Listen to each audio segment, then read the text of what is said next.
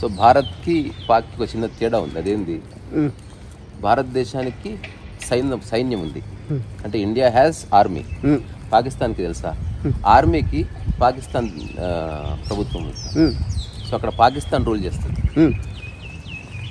So పాకిస్తాన్కి ఇండియాకి మధ్యన యుద్ధం జరుగుతుంది కదా.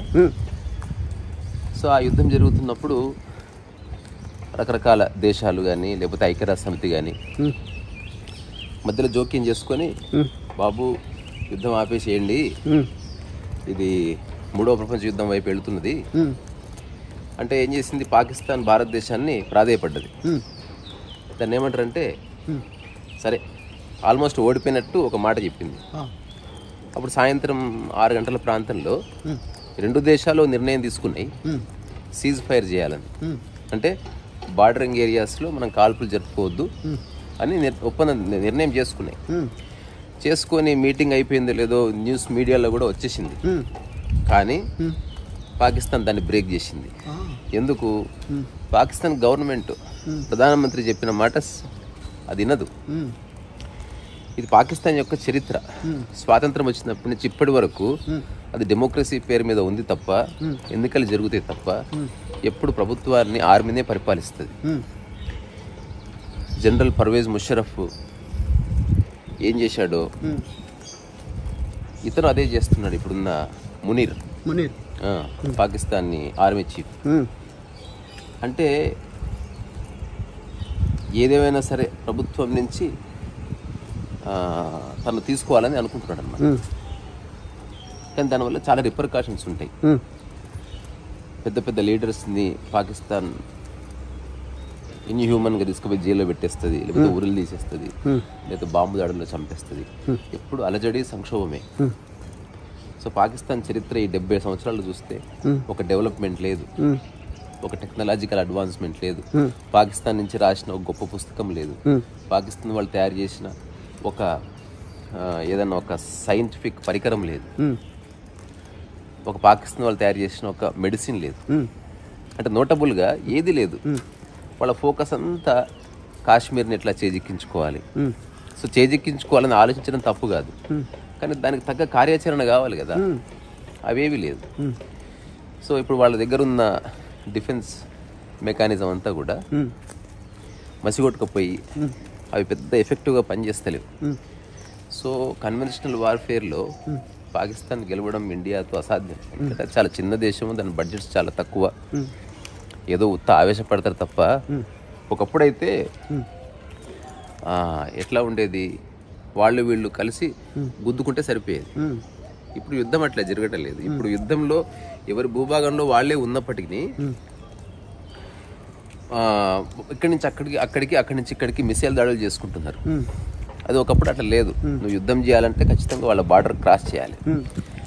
సో ఇప్పుడు ఇండియా యొక్క స్ట్రాటజీ ఏంది, బార్డర్ క్రాస్ చేయాలి అంటే మొట్టమొదట పాకిస్తాన్ ఎయిర్ డిఫెన్స్ సిస్టమ్ కానీ, ఎయిర్ బేసిస్ కానీ, లేకపోతే నౌకాదళానికి సంబంధించిన స్థావరాలు కానీ, తర్వాత ఈ తీవ్రవాద కార్యకలాపాలు జరిపేటువంటి ఏరియాలు కానీ మొత్తం ధ్వంసం అయిపోవాలి. అప్పుడు పాకిస్తాన్ ఏమైనా చేయగలుగుతుంది, సరే ఇండియా ఏమైనా చేయగలుగుతుంది. సో ఇప్పుడు పాకిస్తాన్ మళ్ళీ ఎప్పటిలాగే నిన్న రూల్ బ్రేక్ చేసింది, సీజ్ ఫైర్ వైలేషన్స్ని మళ్ళీ చేసింది, ఎప్పుడు చేస్తూనే ఉంది. సో అదొక కాన్స్టాంట్ పర్పెట్రేటర్. ఇప్పుడు భారతదేశానికి ఎవరి రైట్ ఉంది పాకిస్తాన్ మీద యుద్ధం చేయడానికి? ఎందుకు నిన్న సీజ్ ఫైర్ వైలేషన్స్ చేయము అని అంగీకరించిన తర్వాత మళ్ళీ చేయడం ఏంటి అసలు? సో అది ఇట్స్ నాట్ కరెక్ట్.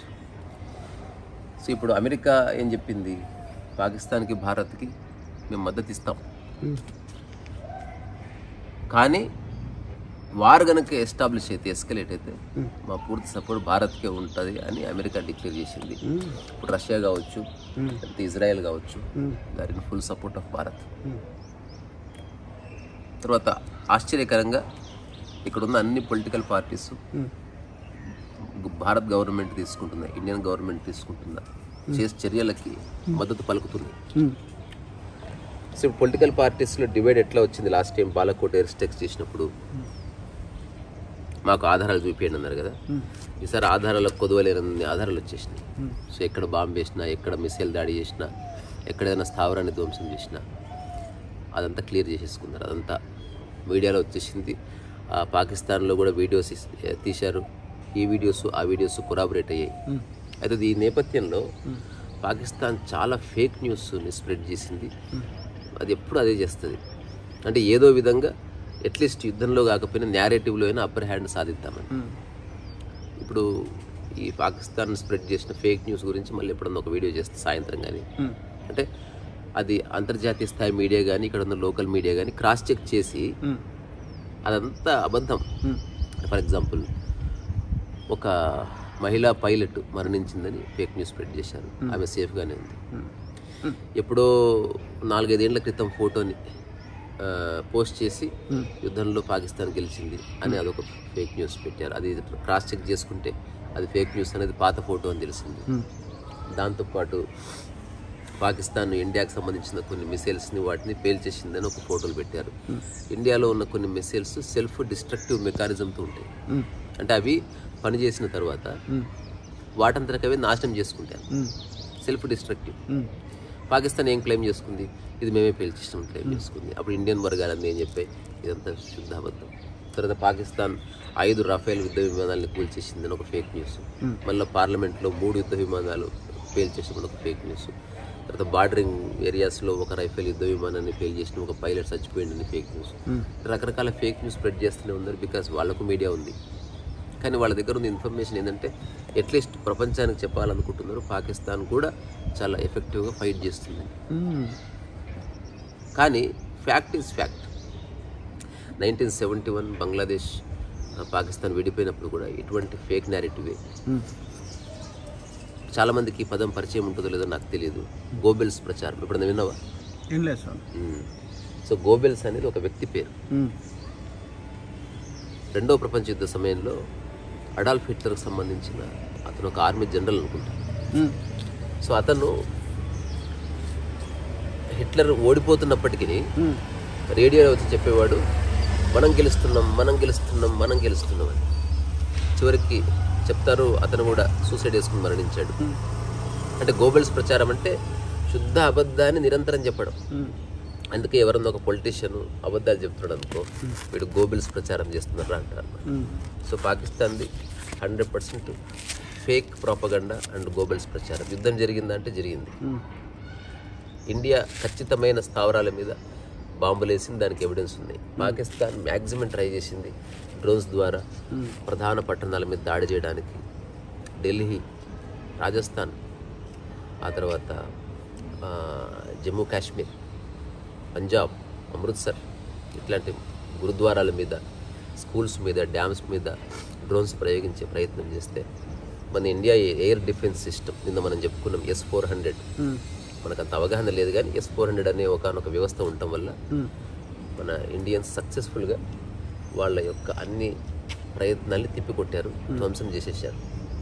ఒకవేళ భారతదేశం గనక ఈ విధంగా డిఫెన్స్ని స్ట్రాంగ్ చేసుకుని ఉండకపోయింటే, దానికి కావలసినంత బడ్జెట్ కేటాయింపులు ముందు నుంచే కేటాయించి ఉండకపోయింటే, పాకిస్తాన్ చేసిన దుశ్చర్యకి చాలా ప్రాణ నష్టం జరిగి ఉండేది. అప్పుడు ఆబ్వియస్గా గవర్నమెంట్గా చెడ్డ పేరు. అందుకే పొలిటికల్ పార్టీస్ కానీ డిఫెన్స్కి అంతంత బడ్జెట్స్ ఎందుకు, యుద్ధ విమానాలు ఎందుకు కొంటున్నారు, యుద్ధం వచ్చిందా, ఇలాంటి టైంలో ఉపయోగపడుతుంది.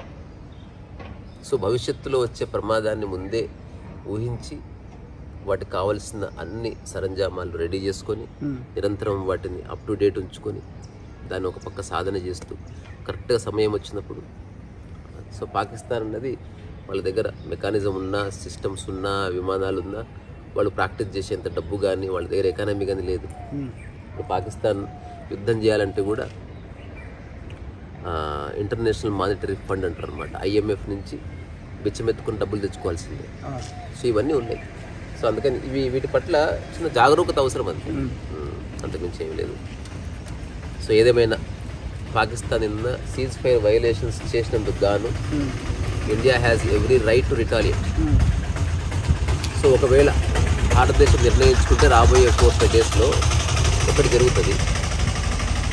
ఆర్మీ ఇంతవరకు బార్డర్ క్రాస్ చేయలేదు. ఒకవేళ ఆర్మీ బార్డర్ క్రాస్ చేసారనుకో, నా అవగాహన ప్రకారం, నాకున్న లిమిటెడ్ అండర్స్టాండింగ్ ప్రకారం పాక్ ఆక్యుపైడ్ కాశ్మీర్ని హస్తగతం చేసుకుంటారు.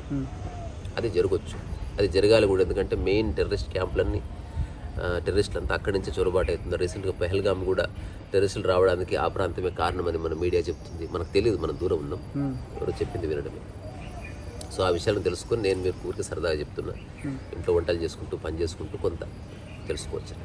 సో ప్రస్తుతానికి ఇంతే. చేశారు.